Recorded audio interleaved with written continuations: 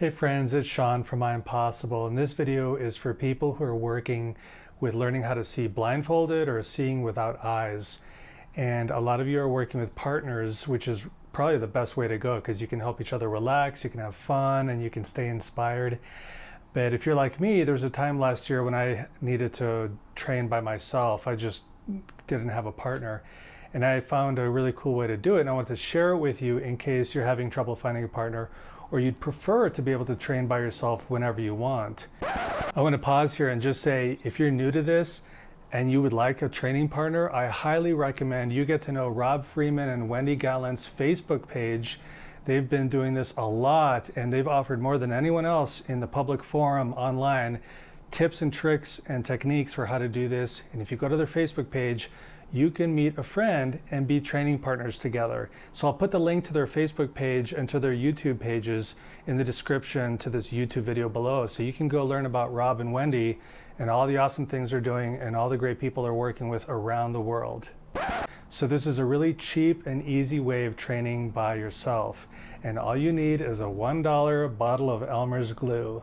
And so some of my training comprised of using these colored foam cards. And of course, when you're blindfolded by yourself and you're looking at a color, you won't know till afterward when you look at your videotape, if you're recording this on camera, if you were right or wrong. And I thought, I want to be able to know right now in the moment if I'm right or wrong. So what I did was I took out all my colored cards and I used the glue to glue a couple of initials. So for blue, it's just B, capital L. And then I let it dry overnight. And that way when I'm working and I'm thinking, is this blue or yellow? And I commit to it, I think it's blue.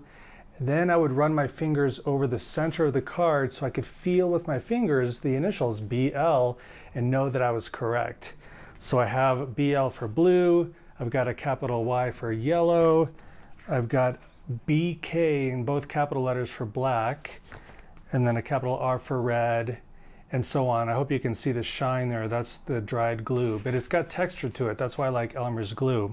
If you're working with shapes, like black shapes on white paper, for example, this triangle, it doesn't show it very well, but on the edge of the triangle, I put a strip of glue. So after I think I know what it is, I want to verify it, I'll run my fingers over the image and I can feel the shape of the triangle. Another way to do this is, if you didn't want to put glue on the outline, you could just put a small letter T right here with the glue.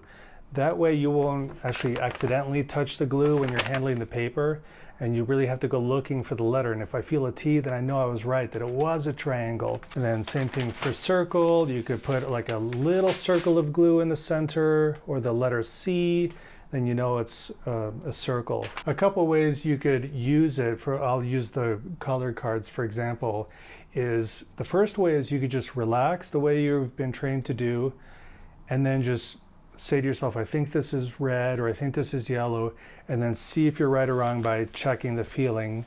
And if you're right or wrong, doesn't matter, and then you move on to the next color.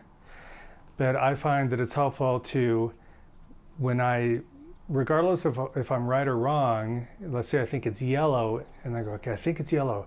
And I feel and realize, oh, it's a red color. I don't let go of the card yet. Knowing that it's red, I keep working with it to learn, how did red show up in my mind, or how does it show up in my mind right now? Now I know it's red for sure.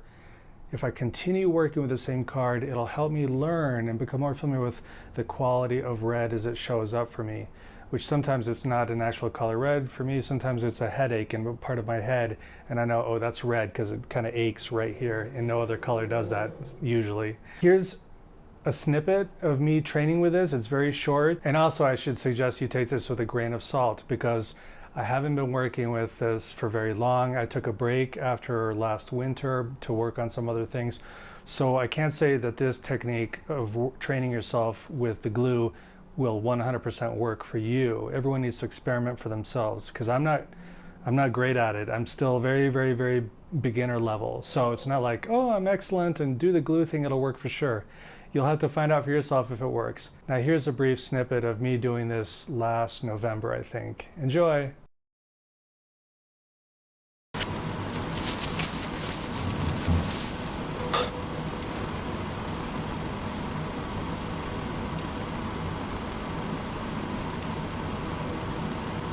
This one's particularly dark, although there is a shine, but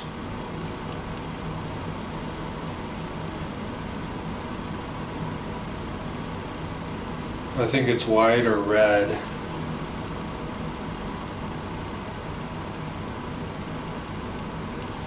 Just because I can feel it more in my head, I'll say red, but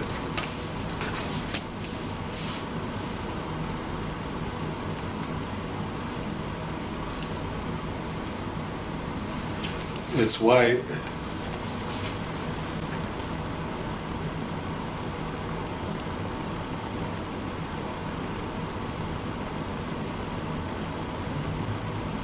This one's pretty dim, which tells me it might be yellow, but I also confuse yellow and green.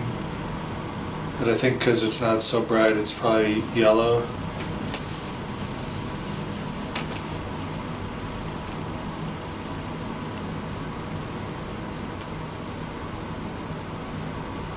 It's red.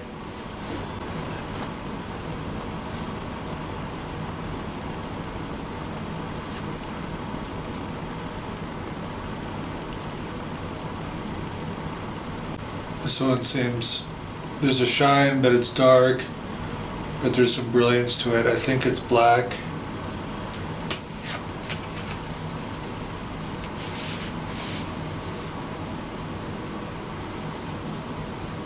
It's black.